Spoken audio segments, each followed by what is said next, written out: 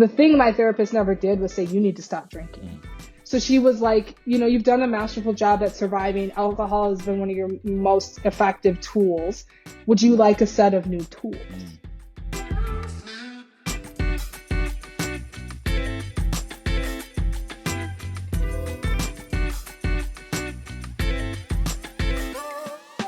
Hey y'all, what's going on? Welcome back to the Stacking Days podcast, where we highlight underrepresented journeys of sobriety. I'm really excited about today. I'm sitting down with Anne Skriba.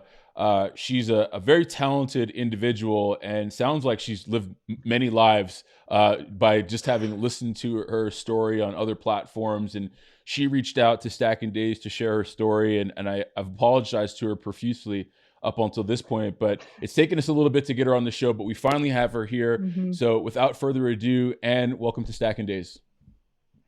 Wow, thank you so much, Ray. I've been listening for a while, ever since Chris and Tammy were on, and just a really big fan of what you're doing, and just, delighted to be here. Thank you. I appreciate you listening, and I appreciate you contributing to the conversation, and looking forward to getting into your story today.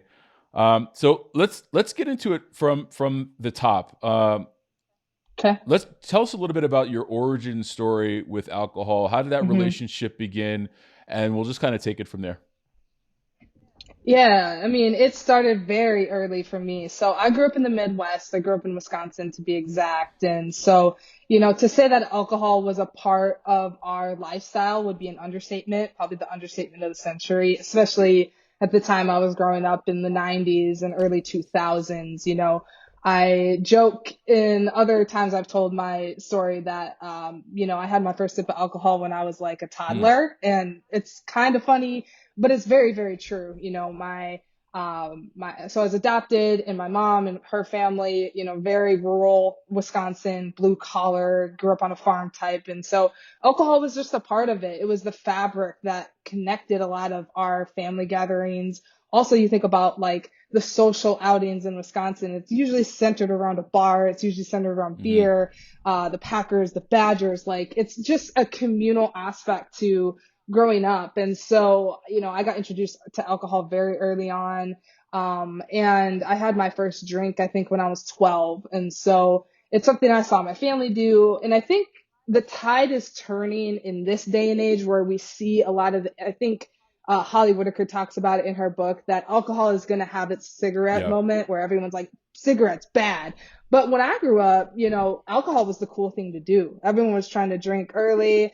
Everyone was trying to party. And so it just became as much of just a cultural part of my life as it did like a way to have fun, a way to relax, a way to let loose. So from a very early age, I saw it, I experienced it, and it was also very big in my family. So it just became part of the everyday, for me since, 12 until, just about, I think we're coming up on 20 months tomorrow. So, Congratulations. It's just, thank you. It just really was a part of everything we did. And, it was, like I said, a centerpiece of almost everything that we did growing up. Was alcohol, for most people, I feel like it's very much a part of everyday life. If not like directly, peripherally, for sure. Was it a problem in your family and in your social circles, or was it more just social and everyone kind of dabbled? Yeah, no, it was definitely a both and. I had uncles and other people in my family that did struggle with it, that, however you want to categorize it, like you can't, tell anybody else what their degree of problem with alcohol was. But, and I also, had a parent directly who struggled with addiction when I was young. And so the impacts of that, I think, were way more lasting than even the social part of it, because it wasn't something that we could escape. It was very obvious when alcohol was present, and it was very obvious when alcohol made it difficult for my parent to be present and available. So as much as I was drawn to alcohol in that aspect, it really became something that I despised, in the sense that it just completely limited that one parent's ability to do what I needed, especially as a young person. You hear about attachment and these things. So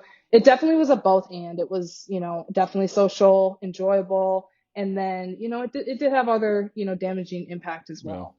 you mentioned I've heard on other platforms, and we talked a little bit about this before the show, Hmm. that you are adopted, correct? Hmm. What Hmm. age were you when you were adopted? Because that's the family that you're talking about right now is your adopted family, right? For Yeah, clarification. Okay. correct.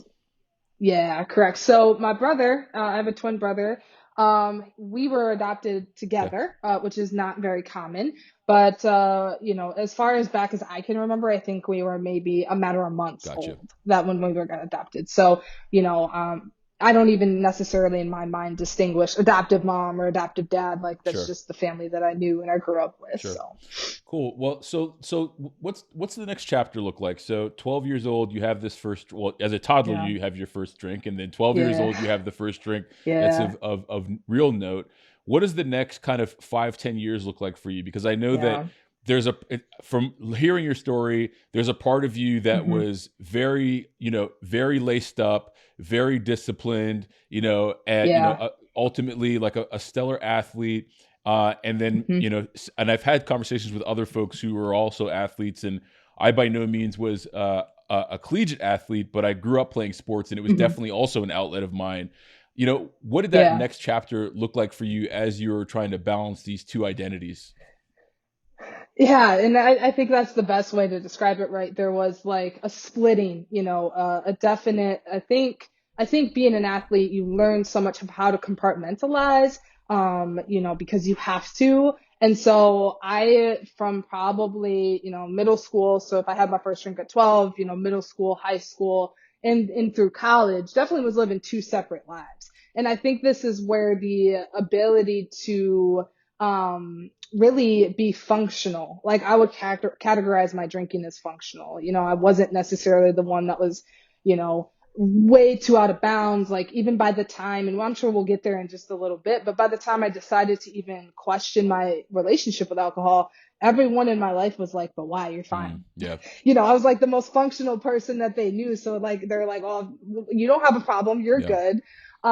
So on one hand, I was an athlete. I told my mom when I was 2 years old I wanted to play college basketball and I wanted to play at Duke. And so from a very young age, I mean, I started lifting when I was 8. I started like a nutrition habit when I was young, and started going to the gym. Kobe Bryant is my favorite inspiration. You can see I Yeah. have the Mamba Forever shirt I was on. gonna say, sounds like you So were an early adopter of the Mambo yeah, mentality. absolutely. Yeah. And still, to this day, I tend to get up between 4 and 6 a.m. on most days. It's just part of it. But, so you had that, student athlete vibe, trying to be the best that I can. And also, I'm the youngest of seven. Oh So I have wow. 5 brothers and 1 sister. Okay. Yeah. So I apologize to my parents all the time. I'm like, I don't know how y'all did it. I ain't got no kids, so I'm like, I don't know how y'all did it. But, some of my other siblings did struggle with substance use in their high school Mm, years, and so I think I saw the way that it drew so much attention and sometimes negative attention away from me during my developmental years that I kind of went the other mm, way. Whereas like if they're struggling, I'm going to be the best at everything. So I was a really good student, really good athlete, honed in very early on wanting to play in college and knew that it required discipline and sacrifice. So you have that on one side. And then the other side is where I went to high school and most of my formative years in Wisconsin, smaller town, but it was so interesting to be surrounded by people. I have one of my best friends that I talk to frequently, and she also has a similar background of very high achieving person, but also struggled with substance use in high school and beyond. mm. And she said like the way we grew up like trained us how to be Yeah. functional. Cause even in high school, we were going out, getting lit, doing that, but then we'd go to AP Lit and get an A on the test the very next Yeah. day. So I don't know how we were able to balance all that, but even at the time when I was in high school dabbling in drugs and alcohol, from the outside, no one would have thought that because all they saw was the student athlete and the hard worker and the high achiever. So from a very early on, I was kind of doing Yeah. both. When I hear that, and I've talked to a fair amount of folks at this point, and even in my own story, I find that the high functioning, whatever you want to call it, alcoholic, substance abuse, Yeah. like that perpetuates a longer term relationship with the substance because the Yeah. wheels don't come Yeah. off as quickly as they do for others, Yes. right? So, I mean, so tell me about you moving towards that point where now you are starting to like maybe question your relationship with the substance. I know there's a lot Yeah. between the years of you Yeah. playing, the years of you being a Hmm. coach. I want to talk about that, and Yep. then Sure. we'll go from there. Yeah, yeah. So, like I said, all through high school was kind of doing both. But, basketball and the allure of a college scholarship was the one thing that really kept me from going off the deep Yeah, end. So there was times when cops would bust into a party and my friends would be like, you got to yeah, go. Like I almost had, you hear about it in certain like NBA or some football players where even if you're in certain environments that are not the yeah, best, like there's kind of this communal guard. Like I had that. I don't know what that was, but so, but like there was just a certain line I was unwilling to cross because I had to protect, my yeah, future and going to college and all of that. So in college, it was a similar, but very different because college, everything, academics and certainly athletics is so different. So I think at that point, I was able to kind of put alcohol in the back seat, but it was still party, still drink. I definitely adopted this ability to drink regularly. So like, even if it was just a beer a night, like I was still drinking. And it became more of a way to deal with the pressures of being a high level college athlete. And so then after, I, wanted to get into coaching, which I had the opportunity to do. And so I got into coaching after that. And that I think is really kind of the delineation between kind of just we play hard, we party hard to like drinking became almost necessary to be able to withstand the travel, the pressure. Because as an athlete, you have a lot of control. If my jump shot is janky, I can go get in the gym and work on it. As a coach, so much of it is being able to relay passion and intention and discipline onto a group and not necessarily hope, but depend on them to be able to yeah, perform. So as a coach, the level of stress and scrutiny that you get is a lot more than even as a player. And so then you add in travel, long nights, recruiting was a huge part of it. So a lot of it just became to kind of just withstand the schedule. And so I'd say as I became a coach and a young adult is really when it became more necessary as a means to hmm function rather than just kind of a leisure activity slash maybe I'm drinking a little bit too much here and no, that makes sense. When you were an athlete, there. Hmm. did you find that?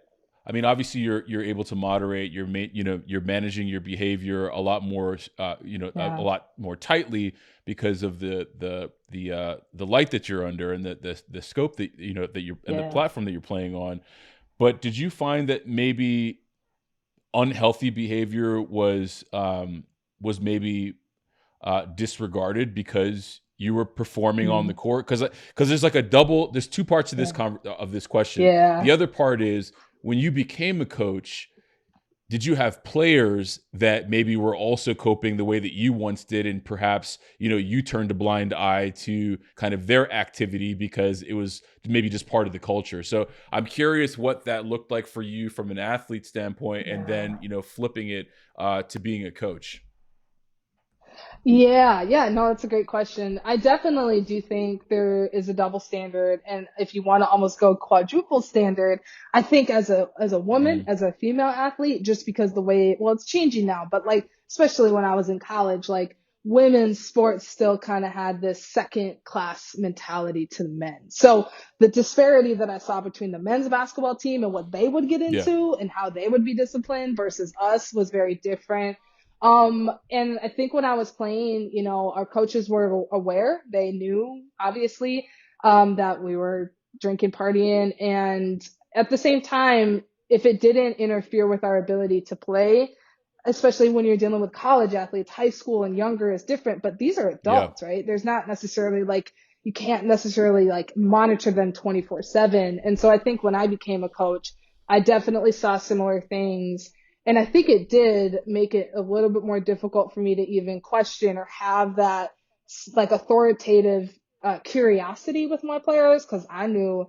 I mean, you know, you schedule the hotel, you're gonna make sure there's a bar Yeah. there, and you said to do the bed check and meet all the coaches at the bar at the end of the night. So, you know, I think it was something that everyone was aware of, and I think again the compartmentalization factor became so prevalent both as a coach and an athlete. And as long as you were able to kind of, and especially, I mean, this is true, you know, anybody who's an athlete knows this, you win, everything is really on the Yeah. table, right? If you're winning. And, you know, at the last school that I was at, I don't necessarily want to give dates or, I mean, people can look it up, Google it, but, you know, we were very, very successful. So I think that also gave a little bit of a shield to what was going on, both with maybe our players, but especially with what we were doing as Yeah. coaches. Yeah, cool. I appreciate that.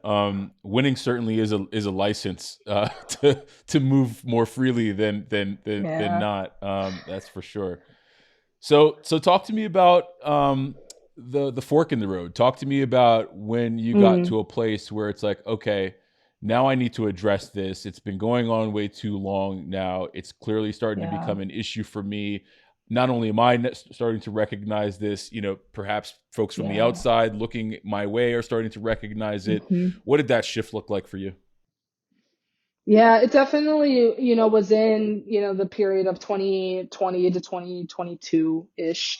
So, you know, I moved down here to Florida, at you know, right before the summer of 2019. And so then I got a job where I could work remote. And, you know, when you go from coaching, which is very strenuous, very, you know, hectic, you're running all over the place, to have it in 9 to 5, it felt like stability. It felt like a little bit more security financially. And so I was young and I was like, oh, I just go to the bar, I just go have happy hour, just go do that. But you move into 2020 with the pandemic, and now we have to be at home. And you make all these promises to yourself, like, oh, I would never drink from home. I would never work and drink at the same time. Like, no one does Yeah. that. Well, you start, like, you know, breaking all these promises to yourself. So I started, like, I think it wasn't I don't know if there was like a major like tipping point, but there was a series of, you know, things that started to stack up, pun intended, I Yeah. guess. But you know, the first thing is like I remember, and you got to remember, I'm in Florida, so reckless down here with COVID and everything. You Yeah. know, So it, I it have didn't friends even back exist. home. No, it was, you know, I had friends back home in Minnesota, and, you know, I remember, you know, we shut down for maybe 3.5 weeks, maybe, you know, and so they were like, I was like, yeah, I went out to get a drink, and they're like, you can go out. I'm like, yeah, it's It's Florida. No wild. one cares about our safety. But when everything was shut down, I still found myself figuring out a way to go get drinks to have. I gotta have drinks in the house. I gotta have drinks around, you know. And so it was just like those little exceptions that started to stack up. I was living with family for the first year and a half that I was here. So it was a little bit, you know, more difficult because they were kind of always seeing what I was doing. But once I moved out on my own, then kind of the guards were Yeah. off. And so then I started to really see how much of a daily thing it was. Um, and then, you know, 2020 with the rise of the violence against people that look like us and Black Lives Matter, like it really just started to, I think it was a confluence of things. You know, Kobe died. We should have all knew, like, we're in, like, buckle up after that's how it started in Hmm. January, right? But that really impacted me. And so I really started to see that, like, I think we were talking about this right before we recorded, but alcohol was the way that I was dealing with everything. You know, people often associate it as a celebratory, exciting way to just be around community. Well, if I had a good day at work, I was drinking. If I had a bad day at work, I was drinking. If I played well, I was drinking. If I didn't play well, I was drinking. So it was way more of a response to every emotion that I had. And so that was a little bit alarming. And yet, no one was saying anything. People in my life were like, you're cool, you're good. And I think I hit a really low point during that season where I just remember talking to, you know, close friends and family and just saying, like, you know, I need a shot of tequila to even get up to sign into Mm. work.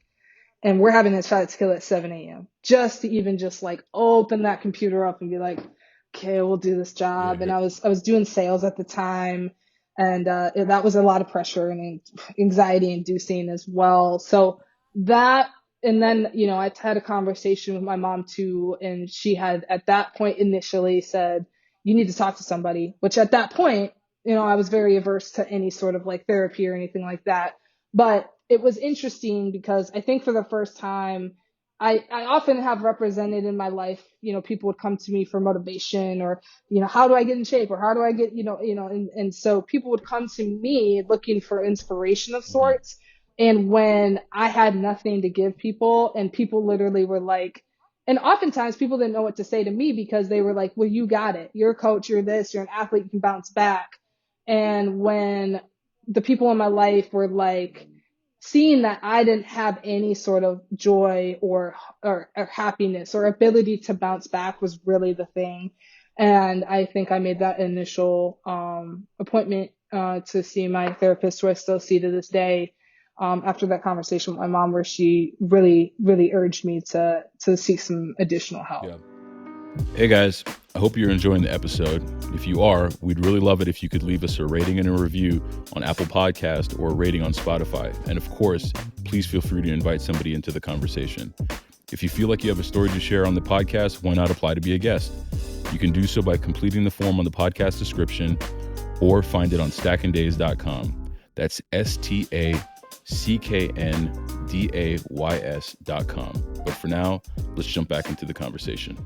I resonate with that period of time and how you attempted to navigate that period pretty closely. I feel like we don't talk about it enough. I mean, you hear that all the time. We don't talk about this enough. It's not a conversation that's being had enough. But I feel like that window of time, there was a collective trauma on so many levels, right? Like I feel like there's, in broader America, the global, community, obviously we're dealing with COVID, right?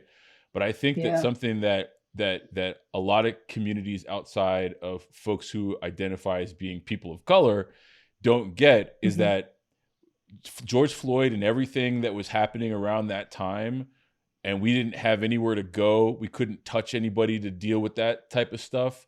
It's I mean, it's not like it started with George Floyd, and it certainly hasn't ended with him, right? Like even, last week we see a brother who got choked out at that hotel, and it's like, how do you medicate for that? You know what I mean? Where do you go for that when you're the one who's expected to be the strong one?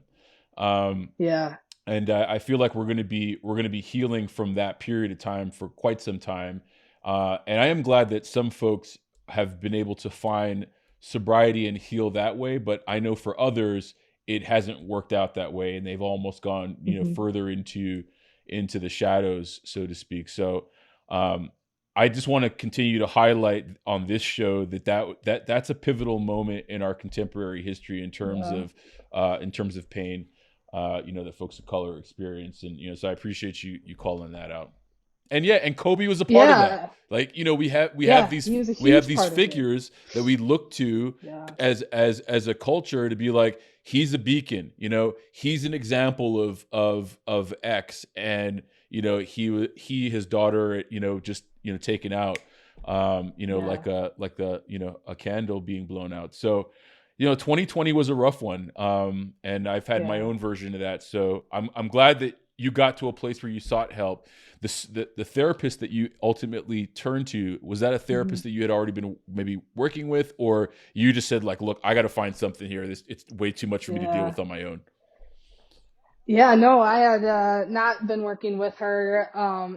Before I hop into talking about my therapist, who I love very dearly, but the other thing too that I think is important to know about that period of time, and really almost any period of time for people of color, is like, I think one of the more maddening things about that is, again, the world is shut down. We're still expected to work, and yet I can't call in to. I was so sickened that, especially because I went to college in Minnesota. I went to college in Minneapolis in the Twin Cities. Yep. So where that Cup Foods was, I've been there, and I know those areas where George Floyd was. So it felt and I had so many friends who were in the protests and, being assaulted by the police. It was too much. And yet I was expected to sign in to work.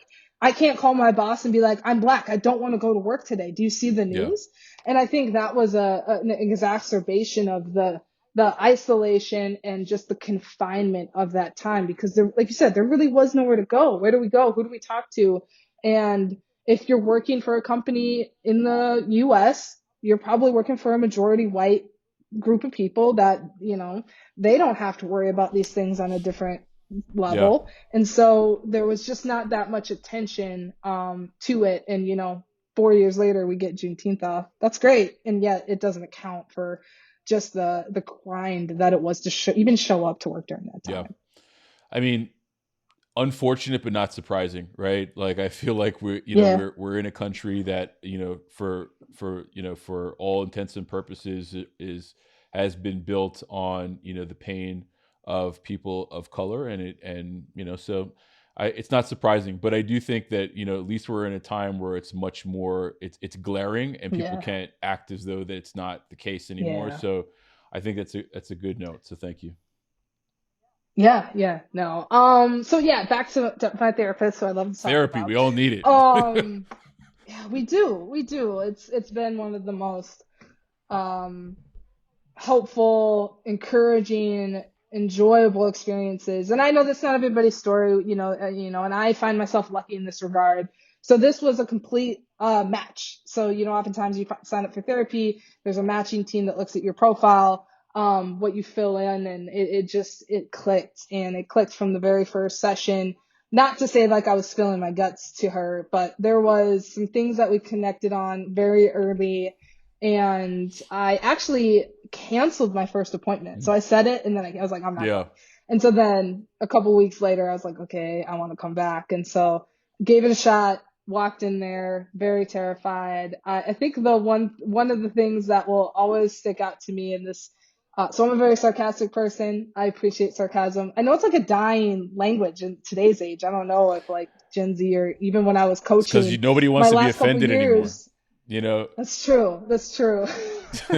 So it's, yeah, you gotta know your audience with that one. I just remember there was a question on there about like suicidality, Mm. and it was like, are you having suicidal thoughts? And I put yes and no, and I just remember my therapist being like, that makes a lot of sense to me, because a lot of times people are very afraid of that, which is not to make light of it, but just that it's on a spectrum, Yeah. right? And so just her ability to kind of suss out the fact that, like, it's not like she needed to call and put me in grippy socks, but also that she could see that, I was in a lot of pain, and was seeking a lot of Yeah. help. So So do you look at therapy as kind of being the cornerstone of a lot I of your do. work, and how did it serve as such? And then what did you do to kind of Yeah. layer on top of the therapy to give yourself some Yeah. success in those early days?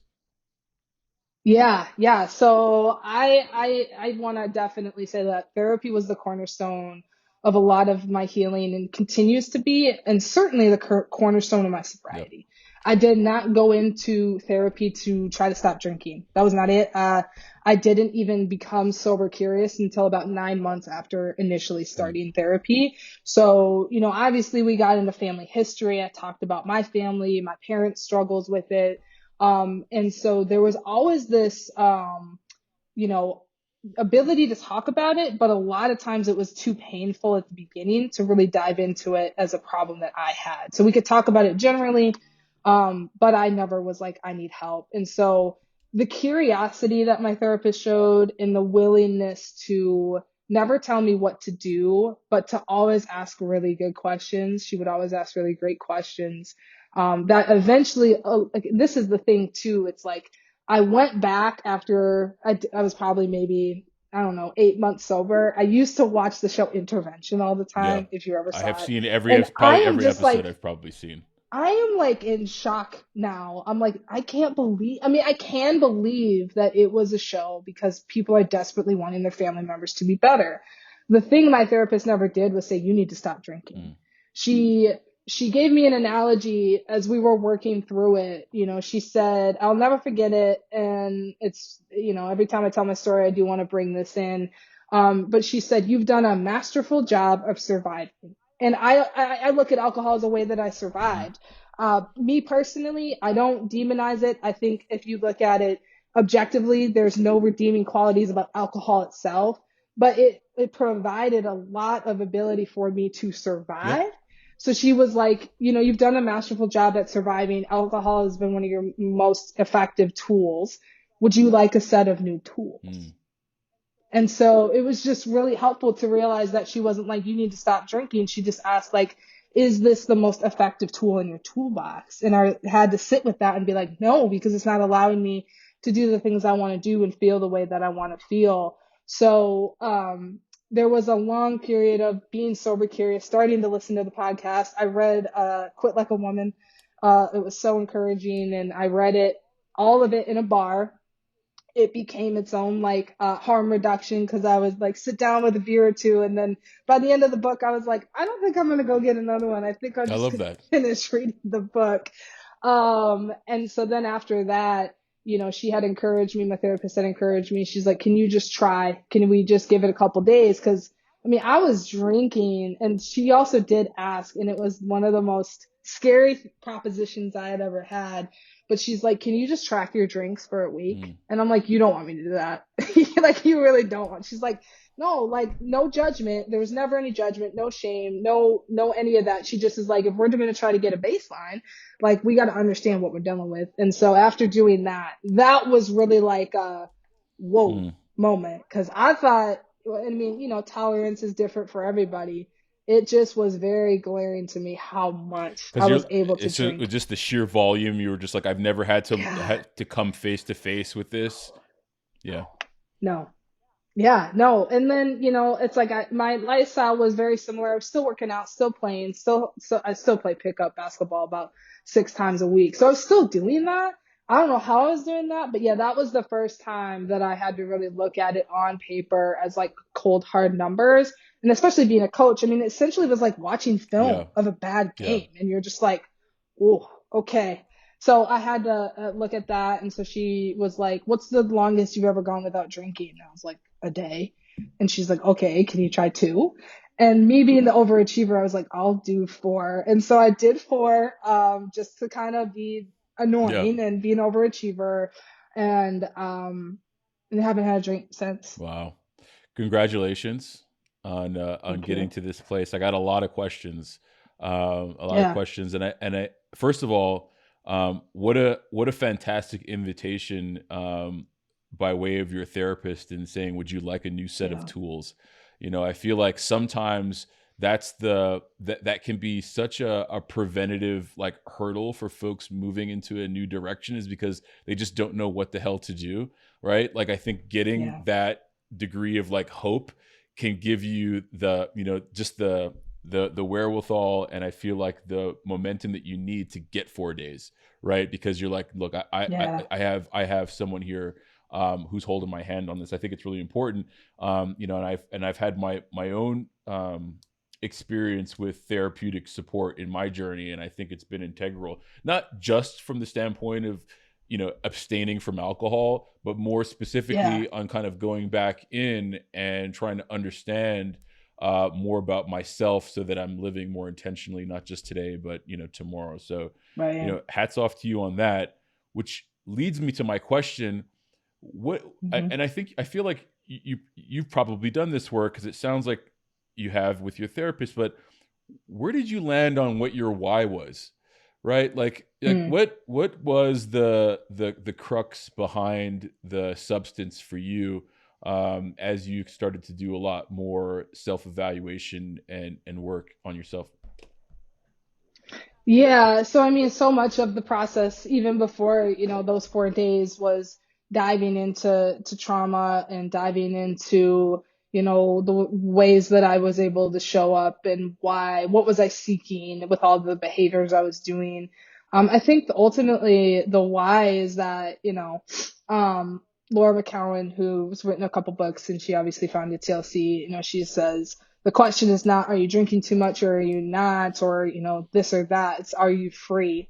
And I wouldn't say I posed it that way, but definitely I had to answer the question, like, is alcohol serving Yeah. me? And I started to get curious and excited almost too about, and I think it really became, or it came from a lens of an athlete, because I thought about it and I just was like, man, I go play basketball at 4 in the morning. I still do my workouts, but how much more could I get out of it? Like, how much better could I feel doing the things that I love to do, if alcohol wasn't a part of it?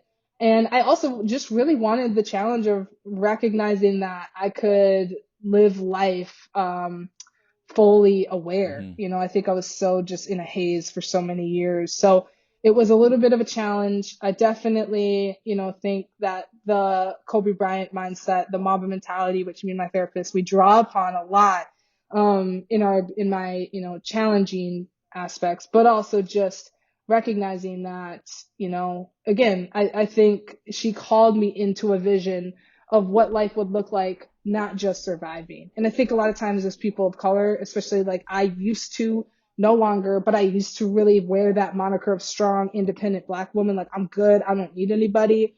And so she almost invited me into like taking that off too, of like, you can live this way, but you can find so much more joy, intimacy, fulfillment, and ease. Like, I think for a lot of us people of color, like life is not easy. And it's not to say that getting sober or being sober or doing the work of healing is easy. It just means we don't have to struggle all the Yeah. time, self-inflicted, Yeah. more so. So I think it was a combination of those things, but really at the crux of it was I had to ask, was alcohol serving me? And my answer was no. No, no. Appreciate that. I think that's important to note. I mean, and in asking those questions and being honest with yourself, in the response to those questions and then acting on that response, I think is key. You alluded to kind of like the athlete's mindset, and when I think about Mm-hmm. athlete, I think about. I mean, I think Kobe is like on like probably the extreme, right? Yeah. With Mamba mentality. Yeah. When you think about like the word discipline, right? Like I feel Mm-hmm. my question for you is did your definition of discipline soften, change over the course of like your recovery? Because there can be a Yeah. very stringent perspective on what like discipline is, Yeah. right? And then I feel like once you get into this space of development, certainly when you're looking to develop from a substance, you almost have to blow a lot of shit up, right? To Yeah. like to Yeah. figure it out, right? Yeah. So like, did your perspective on discipline shapeshift as you were on that journey? 100,000%. I used to be very much like, you have to do the things, you have to do them exactly right. Precision was the name of the game. And I often associated discipline, with, a sense of disappointment Mm, or defeat, or it feeling punitive in a way. Like you often hear like people say like, I need to eat, I'm not in shape, I need to go work out. Like that doesn't sound yeah, enjoyable. So I think cause even before those 4 days, again, it was an 8-month process of even considering letting go of yeah, alcohol. And one of the things my therapist did, and it might be controversial to some, but for me, it was so helpful in letting me decide how I wanted this to play out.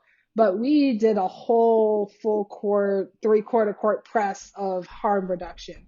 Everything from, she's like, if you're gonna go out and drink at home. If you are gonna go out and drink, get an Uber. Like I bought $100 Lyft gift card just to make sure I never got behind the wheel of a car drunk again, and called in a lot of additional support. So the drinking lessened over time, but it really wasn't this one and done type of thing. And I think at the crux of it was a curiosity and a approach that was so filled with grace that I got to let go of, like you said earlier, like the white knuckling approach. I have a very like fluid, flexible, slow paced approach to growth and development now that I didn't have before. And that a lot of the journey is, a lot of progress in the journey is buffeted by joy and mm, grace. And so as an athlete before, I was going to be in the gym until I made 500 shots. And now I care more about how I'm shooting rather than how many I make, if that makes yeah. sense. I love that. They always talk about the fundamentals, right? Like feels like you're Yeah. trying to redefine what those fundamentals look like so Yeah. that you increase your success rate of doing the things that you Hmm. want to do, right? I love Yeah. that. Um, we're gonna wrap up soon, but I do have Sure. one more question in terms Yeah. that speaks more to like the culture of athleticism, because you obviously Hmm. played at a high level. Um, I feel like that's like alcohol abuse is something that you oftentimes don't ever hear about until folks retire from their Yeah. sports, Yeah. right? Yeah. We see it in professional football, we've seen it in professional basketball, more so on this on in men's sports than even in women's Hmm. sports.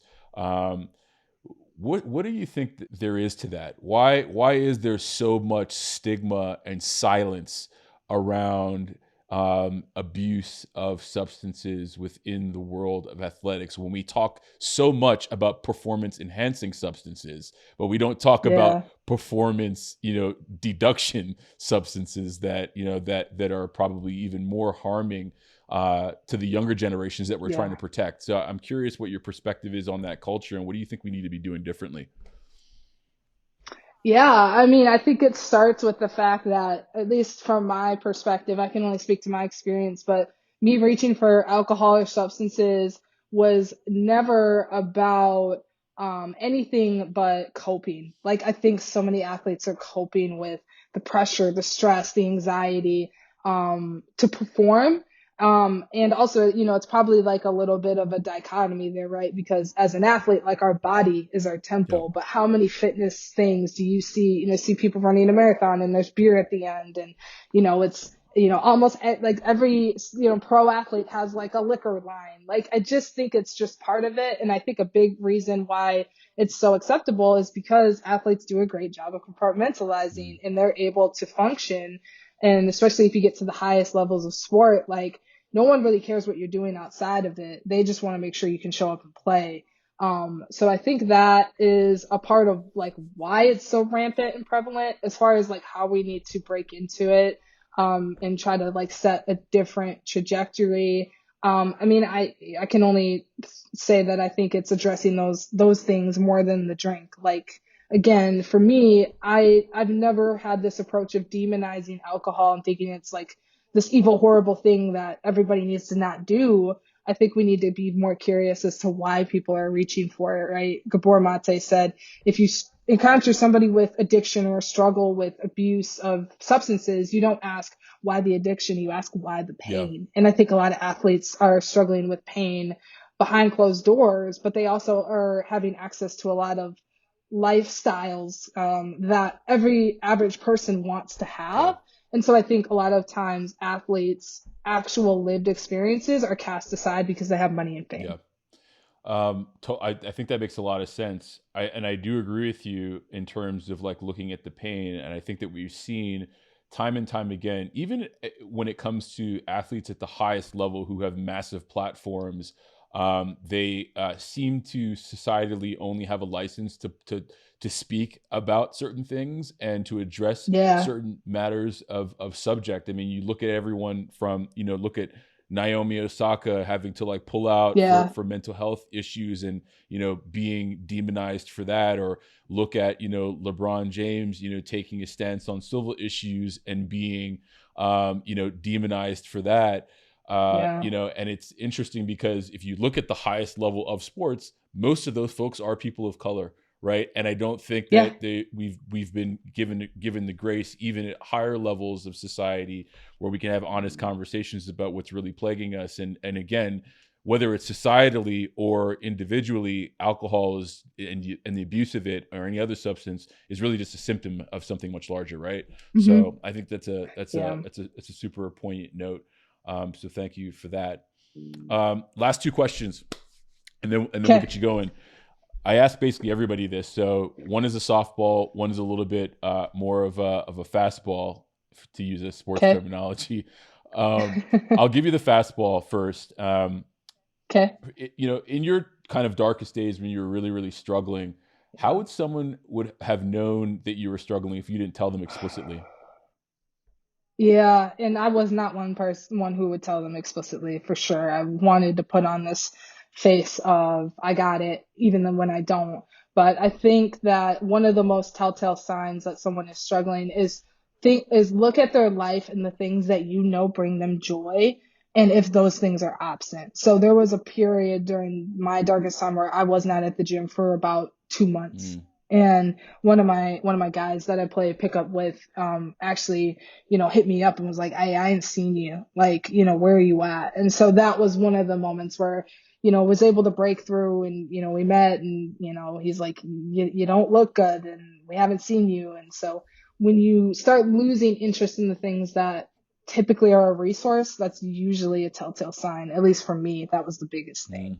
Well, shout out to that teammate of yours, Hmm. and also shout out to your mom too. I feel like her reaching Yeah. out to you and just being like, "Hey, sweetheart, you gotta, let's take an honest look here." I think that sounds like that was a pivotal moment for you as well. Yeah. Last question, for someone who's listening to the show and they're kind of at that point in their life where they're trying to, address, their issue, their problem that they've identified for themselves, but they don't know what that first step could Yeah. look like. What would you suggest to them? Yeah. Yeah, I mean, I think that we all have somebody, that cares about us. So, like I said, like either whether it was that conversation with my mom, I also had a really dear coworker who, also, actually after I canceled that first appointment, she was the one like, nah, you're gonna go this time, because we were still working, still doing our thing, and she could just see the toll that everything was taking on me. So, I don't think you have to start with a large group or even a therapist. It's intimidating for a lot of people. I think just having a honest conversation with one person in your life can really start building a bridge to the place you want to be. I love that. It's trying to find spaces of non-judgment, I feel like are Yeah. important. Um, well, I want to get you going here. Can you tell us a little bit about Clean Play, the podcast? Yeah. And Yeah, and for those absolutely. who don't Thanks. know, and co-hosts this cool podcast with Chris Mhm. Marshall, who was on Stacking Days and shared his story on episode 33. But tell us a little bit about how that came together. Yeah, it's interesting because, I had reached out to you way before Clean Play ever really came into fruition. And you, like, reaching out to you is really like putting myself out there, right? I always had a desire to be on a podcast or start one. But, Chris and so Chris is part of the Luckiest Club, which is the sobriety support community I'm also a part of. We met in BIPOC space there. So we always connected really, really well. And oftentimes when I would share in these sobriety support meetings, whether or not, a lot of the people in the meeting were of sports mind, I just always found that speaking through sports analogies really made a lot of sense to me. Mm-hmm. And then I could really see that it started to resonate with other people when I would share. And so he said at one point, he's like, we got to do a podcast. It's just That's like, awesome. okay. And then we did it. And so it's called the Clean Play Podcast. It's with me and Chris. And obviously Chris has a long sports fandom, history, and obviously really huge in the non-alcoholic beverage space world. And so we just decided to do it. It's funny because your very first episode, I didn't know if we were doing like a meeting on the podcast or we were actually doing it. Yeah. But we show up and start recording, and it's really all about the intersection of sobriety in sports, whether you're a sports fan, whether you're an athlete, even if you're not, it's just really about tying those two worlds together to kind of give each one language for the other. So it's been a lot of fun. I think we got maybe like 12 episodes out for now, and we're going to keep going with it. That's awesome. It's a great project. I mean, certainly, by way of this conversation, it's definitely like a broader conversation that needs to be had, right? Like the world of sports and sobriety and the Yeah. implications of that. And Chris is fantastic. I think he's a great guy. Yeah. Yeah. Shout out to Chris. Yeah, shout out to Chris. Where can folks find you, Anne? Yeah, I am not super big on social media. That might have to change in the coming months just to make sure I'm kind of up to date. But I do have Instagram. It's just my last name and then 05. That's it. That's really the only one I'm on. I don't really do Facebook, and I might get a TikTok one day, but we'll see. I mean, it's all good. I mean, I was checking out your Instagram, and if nothing else, I love watching people play pickup basketball, and you got quite a bit of that on there. So, and I really do appreciate you joining the show. Thank you for coming on and sharing your story. I'm sure that we'll stay in contact, and really, really thank you for coming on. No, thank you so much. You got it. I appreciate you guys listening to the Stacking Days podcast. I hope this episode added value to your recovery and wellness journey. Before we go our separate ways, let's connect on social. You can find us on TikTok and Instagram at Stack and Days or via the website www.stackanddays.com. By supporting the show, you can play a direct role in amplifying people of color in their pursuit of recovery. The easiest way to do that is to subscribe or hit the follow button. This way, you'll never miss an episode, all while playing an active part in creating the ecosystem where diverse voices in healing matter. This show is for the purpose of education and connection and is not a replacement for therapy or recovery care. For more information on the resources and support available, take a look at SAMHSA and some other resources shared in the description. Until we meet again, be well, one day at a time.